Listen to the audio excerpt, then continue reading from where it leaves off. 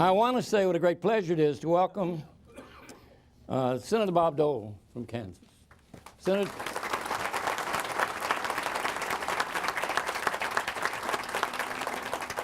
Tom Daschle from South Dakota, and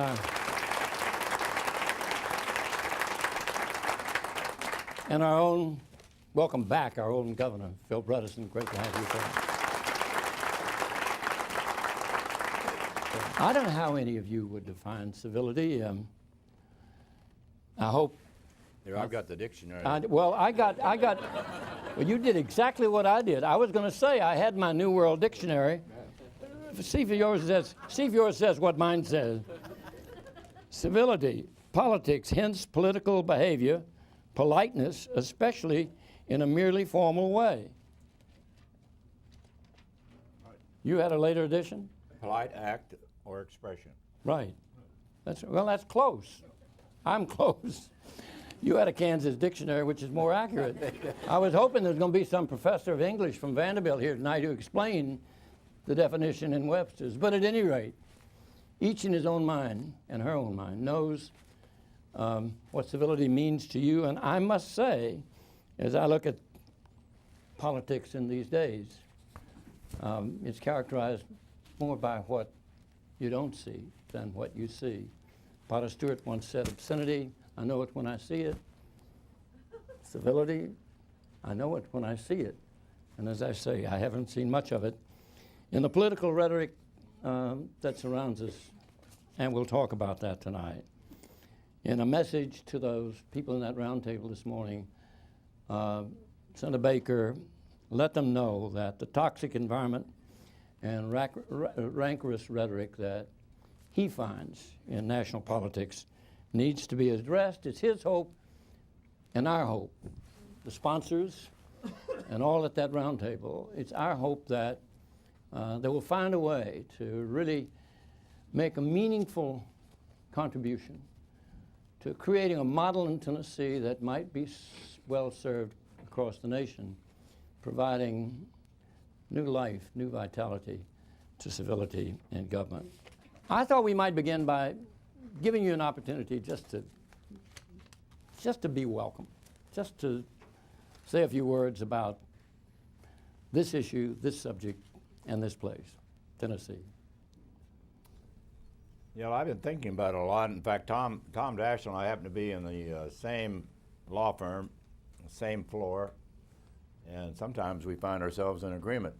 And we even found ourselves in agreement when we were in the Senate. And I think, and I try to remember when I was in the Senate, when Senator Baker, when after 24 years, Republicans became the majority in '81 with Senator Howard Baker, and we discovered we had to not only be the majority, we had to do something. You know, we had to govern. And we didn't even know how to hold the gavel. We hadn't been in power for so long, how to wrap people to order and things like that. So we had to learn all those basic things. And I wondered today, just flying down there, if I assume at that time people were saying, you know, we need more civility in Congress, and we need this. I mean, so I don't know whether the issue has changed much since George Washington, but I think there is more. I don't want to be critical of the place I spent 35 and a half years of my life in Congress, but I think it has become a bit more personal and more confrontational. People say things that I don't believe that I heard, when I was there. I may have forgotten, but I think in many ways, and I'm not here to, Senator Baker's a dear friend of mine, but he had a great influence on many of us, not only on the Republican side, but the Democratic side. And I can say the same for Senator Daschle. And I can, it always appeared to me as a Republican leader that leader meant something, not just opposition. And that no one has a corner on the market. I mean, Ronald Reagan used to say, give me 70%, I can live with 70%, I'll get the rest next year. And I assume the governor has probably had some of that with the legislature.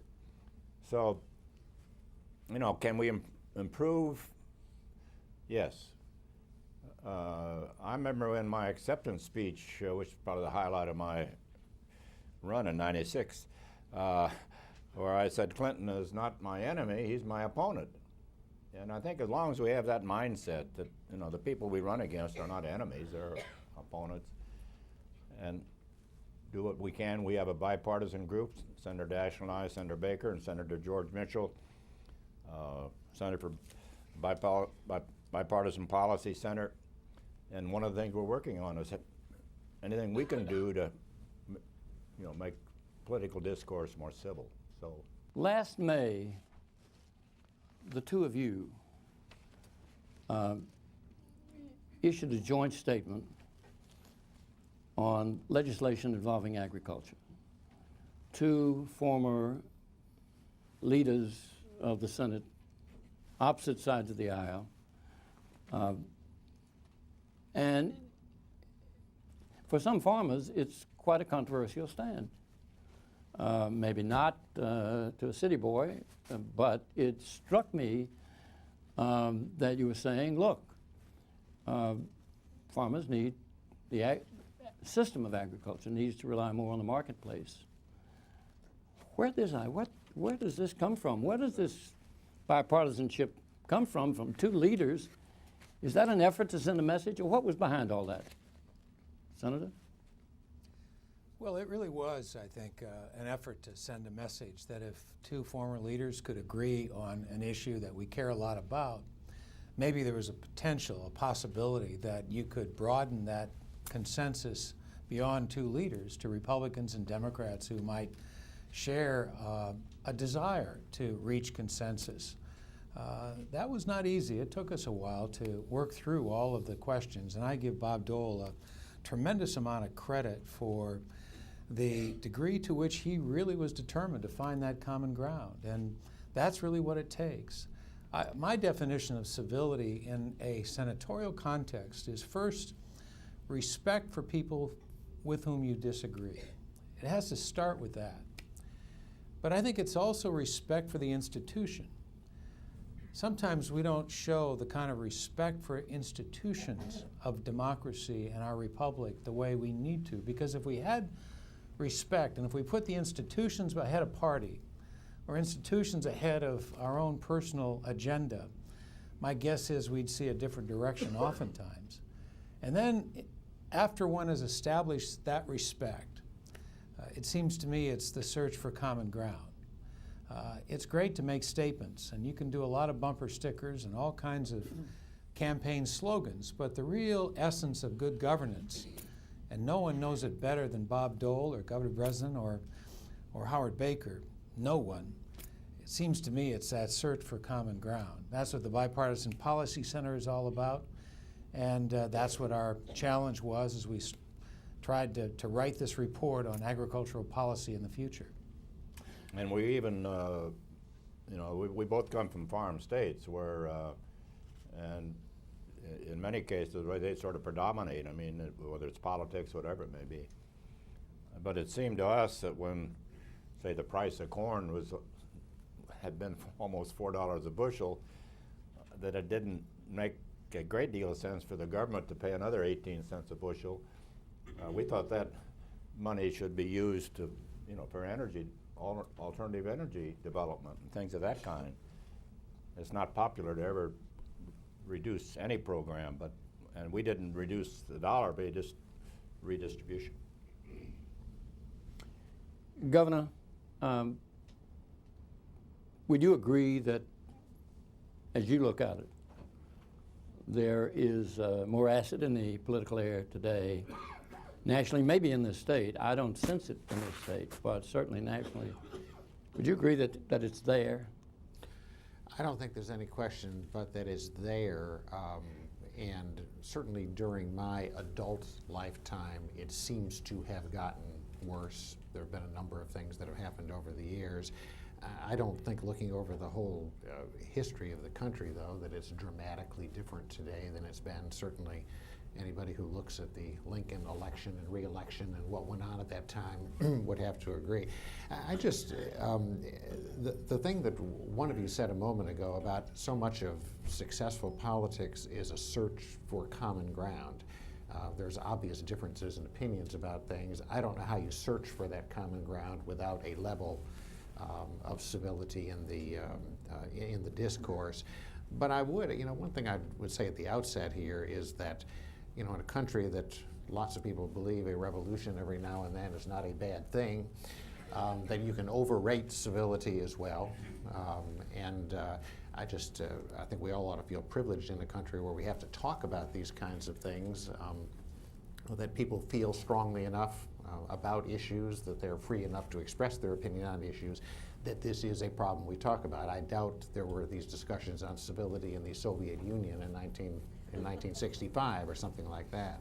Okay. The other thing I'd say, the other thing I'd say is that there's not nearly enough discussion about it. And when Senator Baker asked to participate in this, I really think this is an important discussion.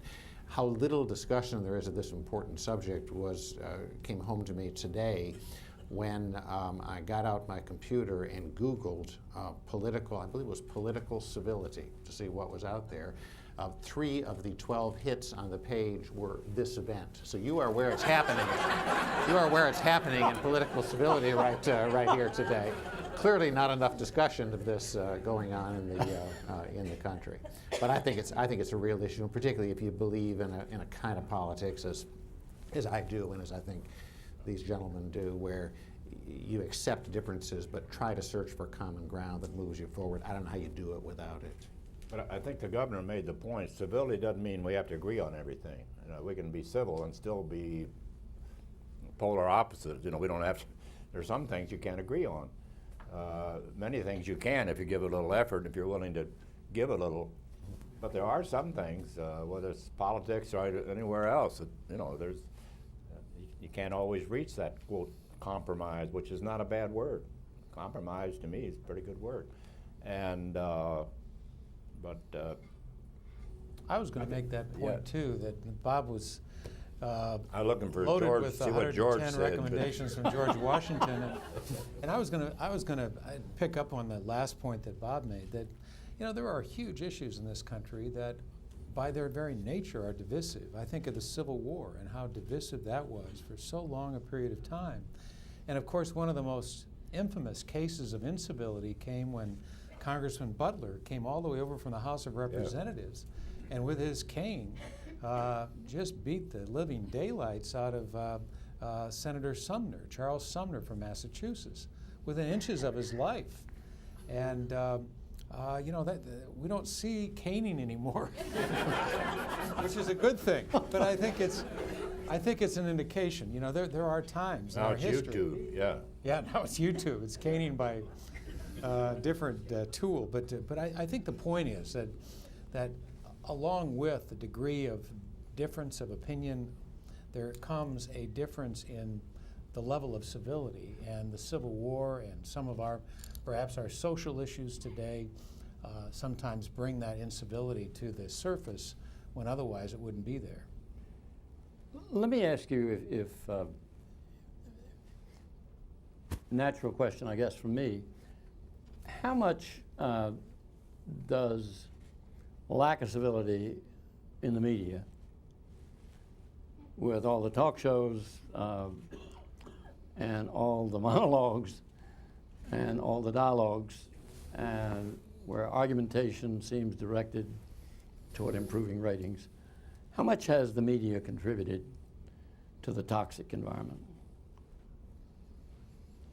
Now, Governor, you go first.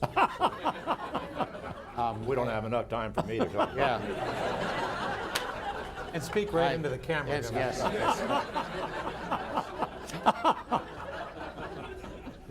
I actually think the media has a huge amount to do with it. In something like politics, where it's a contact sport. Anybody who's ever practiced it knows that. There are very high passions. I mean, I think I'm a reasonable person. I remember running in close races. It's hard to even imagine any generous thought about your opponent in those, in those kinds of environments. And in most areas of human endeavor, where you have these kind of strong natural passions that kind of lead people down that road, there's a referee of some sort. To take a trivial example, you go to a football game, obviously there's strong passions, but there's a referee and they blow the whistle every so often, and they have a replay once in a while if you need to look closer at something. I think one of the roles that the press ought to and needs to play in public discourse is to be a little bit of that referee. I think they're doing just the opposite, and that they're almost helping lead the way in this kind of rush to the bottom in the way they treat things. But I would appeal to the press to say, look, you have a role to play in our public discourse here. You have special protections under our Constitution. You have a special role in our public life in a host of ways, and you've got more responsibility to that process than the average pharmaceutical company does, to just raise profits and move on. I think they should step up to it and do something about it. Well, that does go back. I've got a Washington quote: "Be not hasty to believe flying reports to the disparagement of any." And of course, that's how some of the media, that's how they keep alive. And I just think the values have disappeared. And I'm not saying in your case, John, but How easy they forget. well, you and I have gotten a little older and we know better now. But in any event, no, I think there's a lot more. The more media out there, the more outlets. One way to, if you're in politics, to be on the media is to attack your own. If I get up, if I want to attack George Bush, I'll probably be on Meet the Press Sunday. And I won't name any names, but I know of a couple of my former colleagues who used to call the morning shows every Sunday to say, if anybody cancels, I'm in town. So a lot of it is Have gun is loaded. Yeah. So anyway. I would say, in addition to media, though, there's a couple of other things that Bob and I have talked about before. One is I think one of the big problems we've got is the airplane, I'd explain quickly. Because of the airplane, members of Congress now leave on Thursdays and come back on Tuesdays, and so they're in Washington a couple of days, and so you really don't get the bonding experiences that you had in the old days when people would stay in town and they would be there on the weekends and they would play. You read the biographies of the politicians in the 30s, 40s, and 50s, and they'd play poker and they'd have a glass of whiskey at the end of the day, and they'd be around on weekends, and they really would develop a comity and a bond that you don't see today because everybody's on an airplane. They're all going somewhere. Right. And the other thing I would say is that it's the perpetual campaign, too, that causes them to be on an airplane. It's the fact, in part, that you can raise millions and millions of dollars on both sides, and you spend all that money, and the campaign never quits. And so everybody's looking at things in the context of politics rather than legislating, and I think that too has exacerbated the problem. Many people in this room remember a South that was different, and many of us have forgotten that 1964, 1965, it was Everett Dirksen who came across the aisle to Lyndon Johnson and really made a difference in a compromise that led to legislation. I voted for it in '64 in the House. That's right. And we'll talk about that time, because Lyndon Johnson, Everett Dirksen, many people may have forgotten. You're talking about civil rights? Civil rights, and generally their ability to work together. Well, if you read Master of the Senate, which you all have, I mean, Lyndon Johnson obviously had a great mastery of the Senate, but he also had 68 votes. And Republicans haven't had more than 55 in the Senate since 1920s. So I always thought when I had 53 votes, they called me the majority leader, but I really knew I wasn't. Because anymore it takes 60 votes to get much, which wasn't quite as true when we were there. It's just happened in the last few years, which is another thing we might want to discuss later. Things we can improve on. I just mentioned quickly when President Clinton nominated two people with the Supreme Court. He called me as a Republican leader. Mrs. Ginsburg, who happens to live in the same building, right down the hall from me, said, I wanted to get somebody close to Bob Dole. That was, you know, so while we were close, you grabbed them up. But he said, if you can speed this up, be okay. And she was confirmed. We didn't agree with her philosophy, but the vote was 98-0. And then Justice Breyer, who used to work for Ted Kennedy, another guy we all knew, very liberal, but again, Clinton was the president, and the Constitution said he nominates those people. And again, we did it. I think the vote was 97-2. I don't know what was wrong with the other two guys. But but then you go back to Alito and Roberts and see how they were held up and attempted filibusters. And I don't blame it on any party. I just think something's happened. So it's going to take men and women in both parties to stand up and say, wait a minute, you know, we've gone far enough. And right now, in fact, I had a call this morning from your Tennessee senator who was saying, just calling to get a little advice, and he didn't know I was coming down here, but they're meeting now. I think they got about 20 or 30 senators who are meeting on a weekly basis or whatever. And but Lamar, Alexander, and Joe Lieberman started it. Now they've got Senator Bingaman, and they're trying to reach across party aisles and see where they can find, whether it's health care or immigration. So I think they are working on it. That's the good news. It is. Senator Daschle, you feel differently about this when you were there in a leadership position, where the shots were fired across the bow both ways. Was it different then, or am I just seeing it differently now? Well, I think you do get caught up in the moment, and you know, partly I think it's the environment that kind of, we were talking earlier about the media and about how these things play themselves out, and it is clearly an advantage to be able to take a step back and see it from a distance and see it with a little better balance and more perspective. Seems to me, as I think about it, there were numberless pictures of you and Trent Lott smiling, arm in arm, meeting. Again, maybe not even agreeing, but there was a level of civility there in governance. Well, we went through some tough time. We had the first 50-50 Senate came in 2000. We've never had a 50-50 Senate before, so we literally had to negotiate how you were going to run the committees and who was going to be the majority. And obviously, since the vice president is the president of the Senate, deciding who was the majority was not that difficult a thing to do. But then how do you govern in a 50-50 situation? 9 months later, we had 9/11. 1 month after that, we had the anthrax attack in my office. And so we were forced to evacuate an entire building in the Senate, the Hart Building. And you talk about real demonstrations of bipartisanship. I mean, you had Republican senators offering Democratic senators half their office, and vice versa, so that they'd have a place to work, giving them computers. And you know, it's that part of it doesn't really get told all that often because, again, I think oftentimes it doesn't make as good a story. It doesn't sell like the confrontation sells. But there is a lot of work. I tell people half the time that you don't realize how much is done in the Senate by unanimous consent. So much of what has to get done is done by unanimous consent. Even committees meeting in the afternoons, that has to be done by unanimous consent. And so many other agenda items happen when only 100% of the people agree. Now that puts a lot of leverage in the hands of one or two senators who oftentimes use it to their advantage. But I think that also is probably misunderstood. A lot of work gets done by what we call UC, unanimous consent.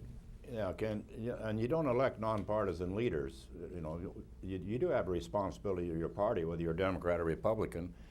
And the governor, of course, at the executive level, it's a little different there. But you do have a responsibility. If you got 45, 50, whatever your number of senators are, they come from different parts of the country, have different ideas on different things. And if you don't want to be the leader, if you don't want to carry the flag, there's somebody else certainly willing. So I don't want to let anybody believe that, we're just all happy and joyful all the time and never have any problems, because there are problems. And sometimes it gets pretty, maybe bitter is, well, that's probably about right. Sometimes, but never with the leaders. I mean, it's never been that way with the leaders. But I can remember when I was a leader, when a group of my Republican friends went to the White House because they didn't think I was being conservative enough, and complained to somebody in the White House. Well, I thought I was pretty conservative, mainstream conservative. So we don't want to leave the impression that somehow civility means that we all get together and hold it. Well, that's remind me, Fred Thompson wouldn't hold up his hand, would he, in that debate? But we all get together and hold up our hands and say, well, let's pass this, let's pass this, let's do this. It doesn't work that way. It's very complicated, very complex. One senator can screw up everything. I remember one day when I was a leader trying to get something passed, Senator Metzenbaum was a great guy from Ohio, Democrat. I said, there won't be any more votes today, I've got to go to my office. And I said, well, I'll just call you. He said, I'm going to Cleveland. And it just takes one senator to, what he does, he gets other senators to talk, so you can't have a vote. And Tom's had the same experience. It's frustrating, but we very much we're honored to have the privilege to be leaders. So I'd like to Senator Baker. I'd like to ask Senator Dole a question, though. A lot of things that you're talking about are not in the category of civility. They're just in the category of differences in opinions and power struggles within an organization. But I don't think there's any lack of sense among people in the rest of the country that somehow Washington is a less civil place today than it was 20 years ago. And you've talked about some of these. What I want to ask is, you live there, you live in that world. What has happened? What has changed the tenor up there? What's different today than was true 20 years ago? I think a lot of it is the and John would be the expert on this, is just the 24/7 coverage, media coverage. I mean, people get off on an issue, whether it's Lou Dobbs or whoever it might be on immigration, or somebody else on something else. And, the American people, young people don't, they go to the internet or the Comedy Central for Jon Stewart. But I don't have a good answer, Governor, but I think a lot of it is the media, and the country's kind of polarized. We're kind of divided down the middle. And they even say, well, you're in a blue state or a red state. I don't think that's the way it ought to be, but I would say it's just more transparent, because as Bob said, the media the electronic media in particular brings it into our living rooms 24/7. There are times when people say really outrageous things about you. It's happened to you when you run your last race in South Dakota. Oh, yeah. You now have a lieutenant governor who's a Republican. Less than a week ago, he made some comments that I don't know how you forgive that, or how you come together after it happens. How do you deal with Lieutenant Governor Ramsey? I've got a good quick example. Sure. I was not the youngest candidate for president ever, but I was very good. And near the end of the campaign, I started Dole in '96, Dole in '96. Well, my Democratic friends changed it to Dole is '96.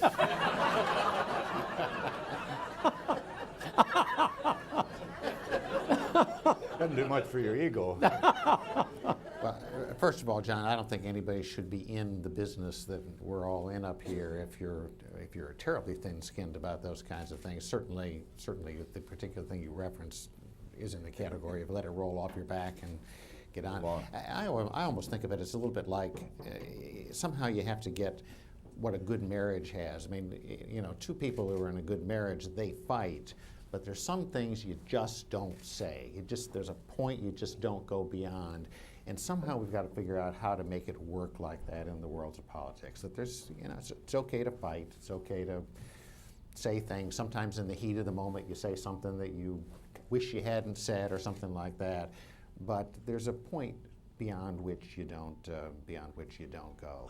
And again, I keep coming back. I really do think the media and the way they cover these things has got a role to play in this, and not just diving in and immediately grabbing those things and really underlining. It's always the horse race, Differences. Who's ahead? Back in the days when you were running the newspaper, I think you used, as an example, I think you used some judgment about what are the things that are appropriate to put in the newspaper, what are the things that are appropriate to focus on, what are the things that are not appropriate to focus on. I think a lot of the electronic media today in particular could use a good dose of That's how they push the envelope, though. That's how they get the ratings. That's how it's a ratings game. But again, the press has a bunch of very special rights and with that, I think, responsibilities in the political system that we have. And there's got to be a reason why they're somehow different than the average company trying to maximize their return to their shareholders. But see, we haven't talked about one element to this that I think has had a huge effect,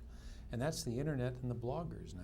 I mean, it used to be that John could tell his reporters, look, there's some things you don't do, or there's, I'm going to edit this out because we're just not going to put that in the paper. But there are no editors for the internet. There's no constraints, and so you get far right and far left and crazy stuff, that is written every day and picked up and really treated with, in many cases, a lot more credibility than it deserves. But nonetheless, and so this proliferation of bloggers and the internet is also, in some ways, a good thing, but in many ways it exacerbates even more. I've been watching presidential debates since Kennedy and Nixon, and I think I'm seeing something different today, and it bothers me. And I think the best way I would describe it is a lack of civility. But I do think, not to defend any of what has happened, but these are big issues, and I oftentimes ask people, what do you think would happen if you put 300 million people in the same room and said, what should we do about taxes? Or what should we do about abortion? Or what should we do about, any one of a number of big issues, health care? You're going to get this cacophony of voices. And so to a certain extent, what you're hearing is the noise of democracy. I mean, it is the noise that comes when people with passionate positions express themselves. And part of it is uncivil. That's just the nature of the debate. But it sure beats the noise of violence. It sure beats the noise of a gun. And thank goodness, except for those rare tragic moments in our history when that's happened, I'll take the noise of democracy any day. I don't think we should, as Bob said earlier, we really shouldn't back away from the fact that we all feel strongly about our country, and there's a patriotism that comes with our determination to take it in the direction we think it should go. And now you can do it and say, well, go ahead, you do it. We'll do your way. Well, that doesn't work. Now, at the end of the day, it's up to the leaders to govern and find that common ground. But in those early stages, it's your passion and it's your commitment to the strength of your convictions that causes debate in the first place. Politics is by its nature adversarial. The question is, can you keep it civil? And that's hard to do sometimes when you feel as passionate as Americans do about some of these things. One of the words that sort of ran through the discussion today was partisanship, and that partisanship has contributed to a lack of civility. But I must say, looking at the presidential campaign, I mean, it has nothing to do with partisanship. Well, there's principled partisanship, which is certainly proper. I mean, I think we all Sure. have, we're all partisan in a sense. We'll otherwise be a one party.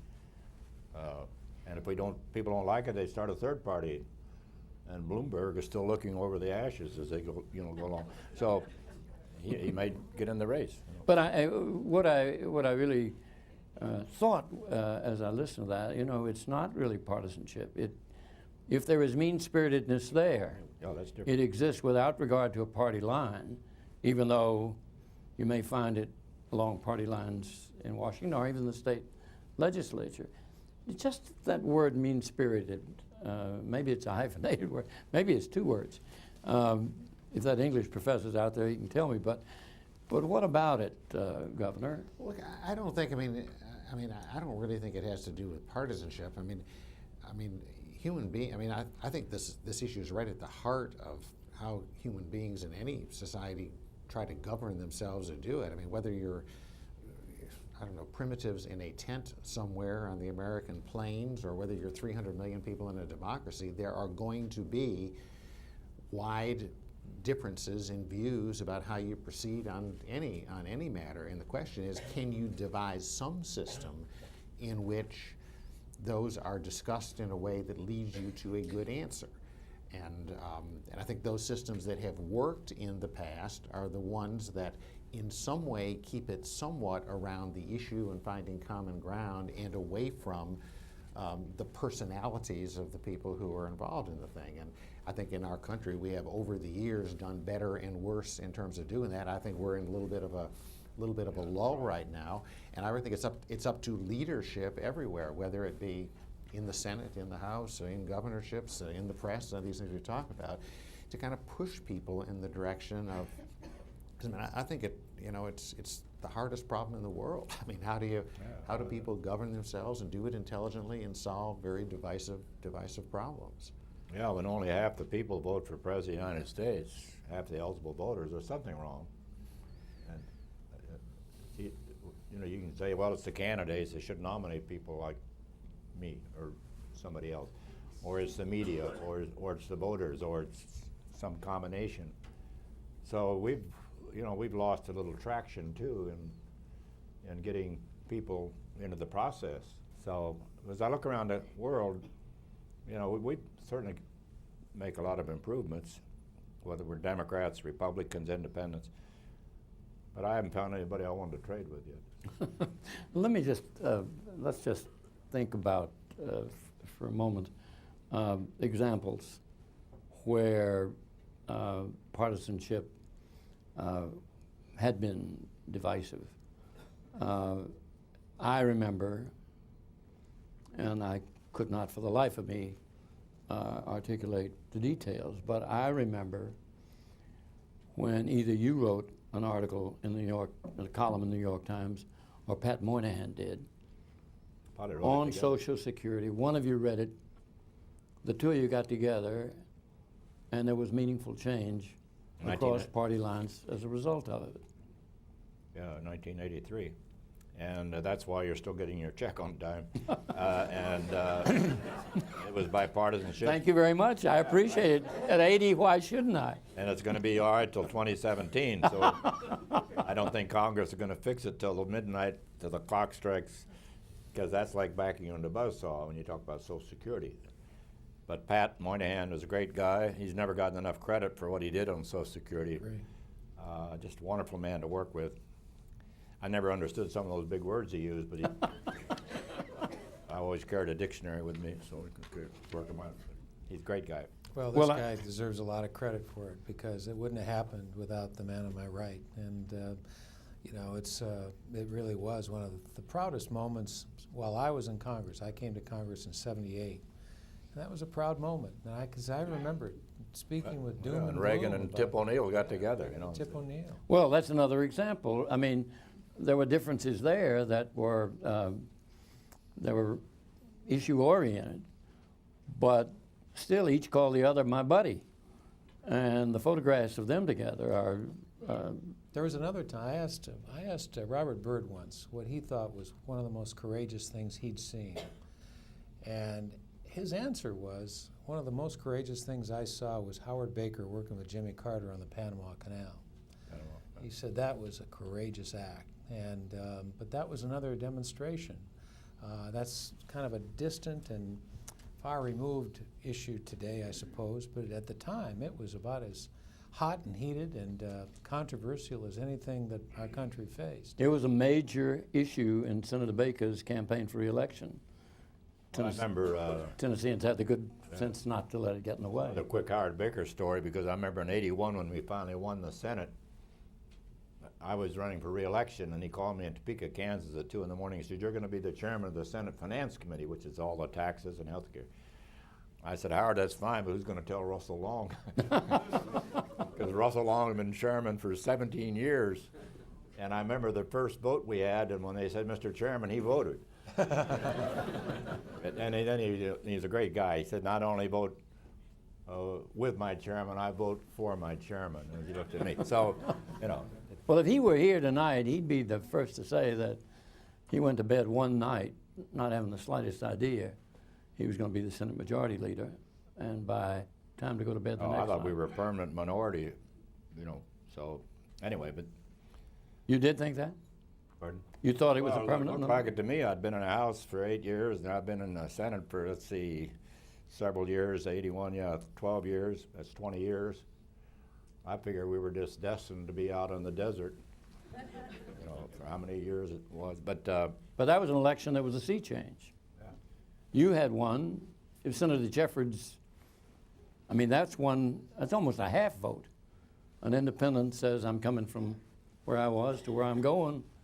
And I guess it's a sea change. You know, it is. Anytime, but as Bob said some time ago now tonight, you know, when you have 51, you're only majority leader in name only, in name, because it's, you really, if you don't have the support of the other leader, you're not going to get anything done. And as we all have mentioned tonight, I mean, now it takes 60 votes oftentimes for almost anything.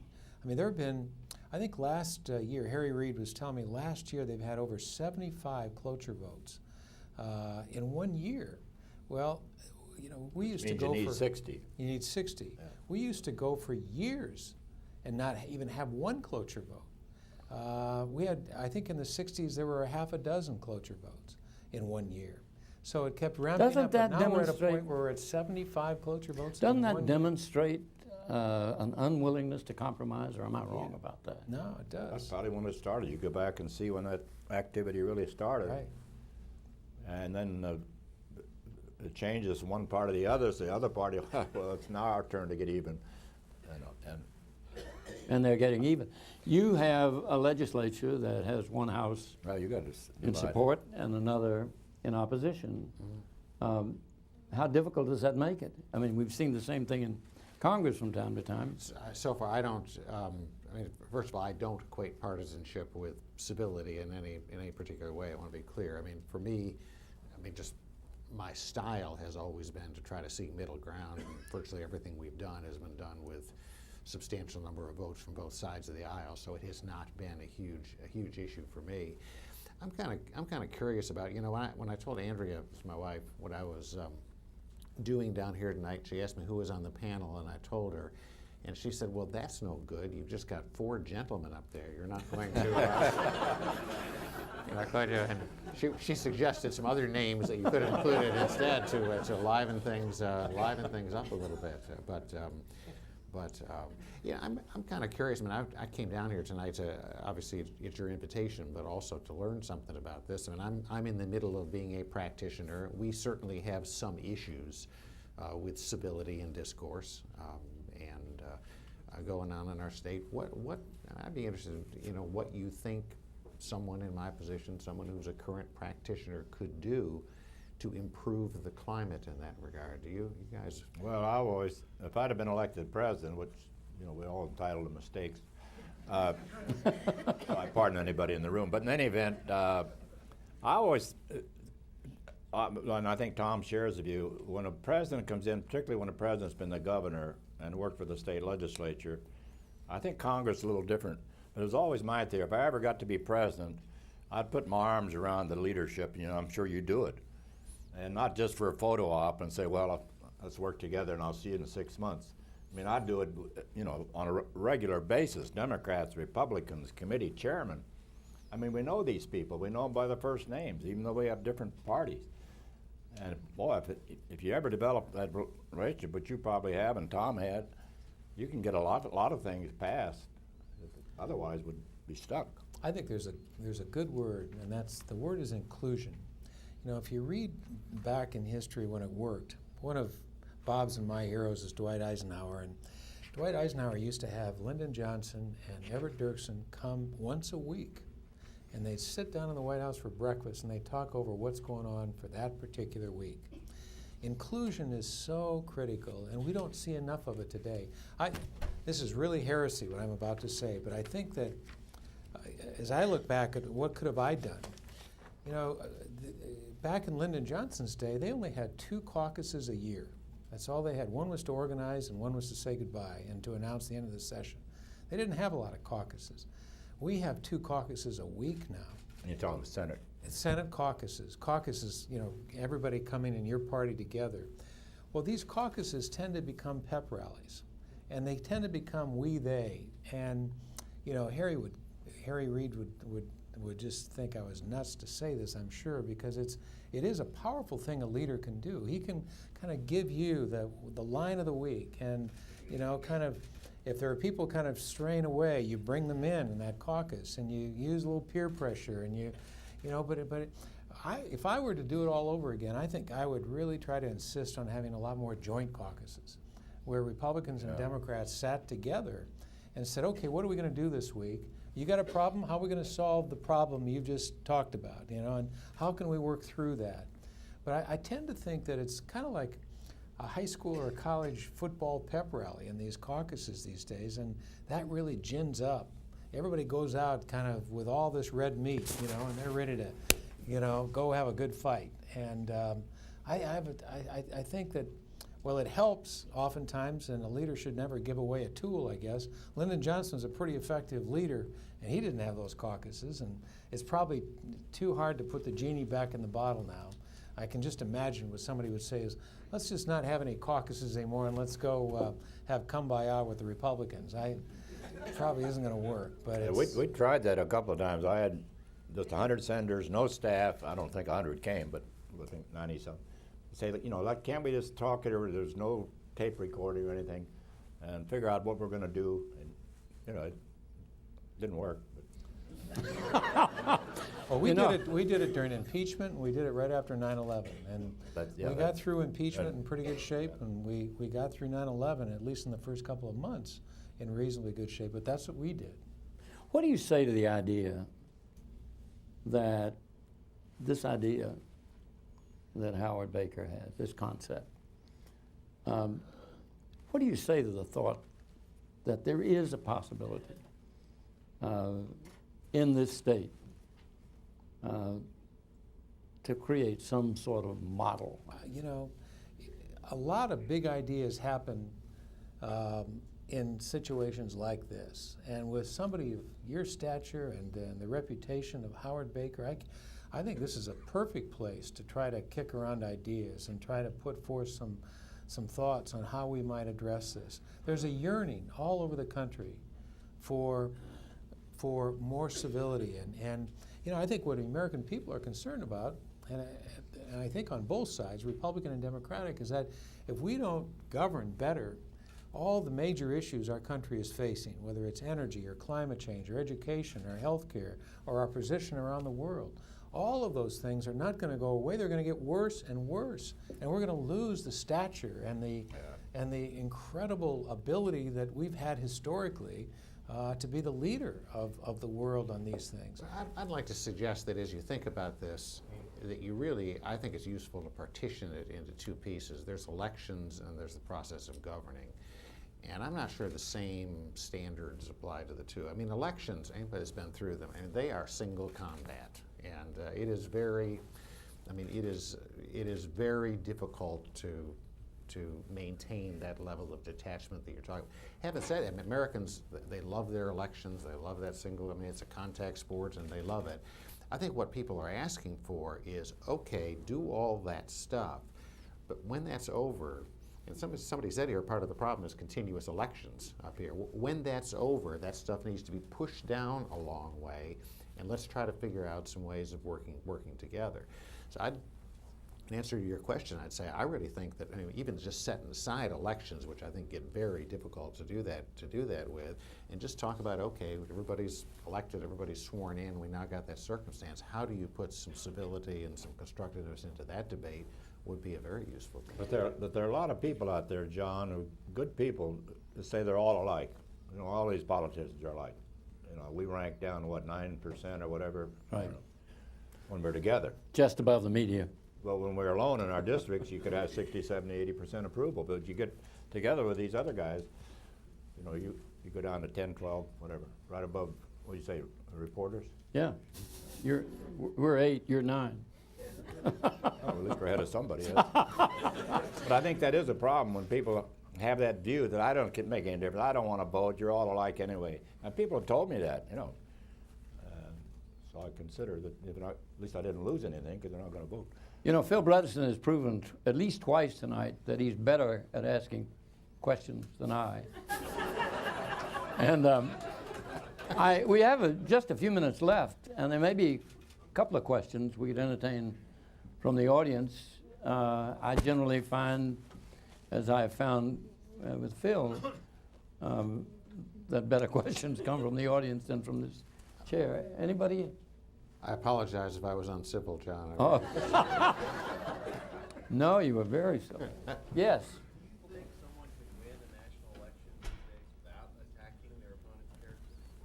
Without attacking their opponent. Do you think somebody can win a national election today, given the ground rules for civility? I'm sort of paraphrasing, but that's the thrust of it. Without attacking? Without I attacking. think the key is you've got to define yourself before your opponent does. I mean, I remember meeting a lady in Florida in '96, and she just tore me apart on Social Security, which I'd voted for all my life. But the ads didn't say that. And every ad had me pictured with Newt Gingrich. You know. And Newt and I, you know, we were in the same party. But I began to think my name was Gingrich Dole. My first name had been changed. But, you know, it's hard as long as it's not personal. Comparative ads where I've got a record and Tom's got a record, and you say, yeah, there's proof. He voted this way and I voted that way. But these innuendos and sort of the half-truths and where you kind of shade everything. I mean, who can build the highest and the longest fence? You know, and I don't think it'll be measured that way. But, yeah, I think it's possible. I do too. I think that it is possible. I think you get caught up in the moment, and Bob's exactly right. It has a huge impact on people. You know, the consultants and the pollsters tell you got to attack them because you know, that's the way to make points. I mean, I'll never forget. I was in an airport, standing in a line once, and somebody asked if anybody had ever asked me if I looked like Tom Daschle, and I said, yeah. And he said, doesn't that make you mad?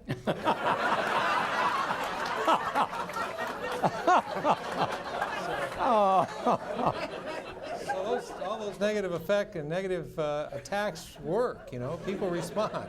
Oh, if you can destroy your opponent with all this stuff early, if you got the money, which a lot of good candidates never see the light of day because they don't have the money early on to go out and destroy somebody. I don't know, but the governor, you know, it's the same whether it's statewide or congressional or national. But I think we're all four of us are optimistic. I mean, things are going to get better. People are going to take more interest, and be whatever civil means in the process. I'd ask the question of the questioner, though. I mean, you know, in a lot of places, we use an adversarial system as a way of getting at truth, in the courts, for example. So I don't think necessarily an adversarial system is all bad, and frankly, I'd like to have a president who has stood up through some of that kind of stuff as well. So I mean, there's a lot of things about the process which are good.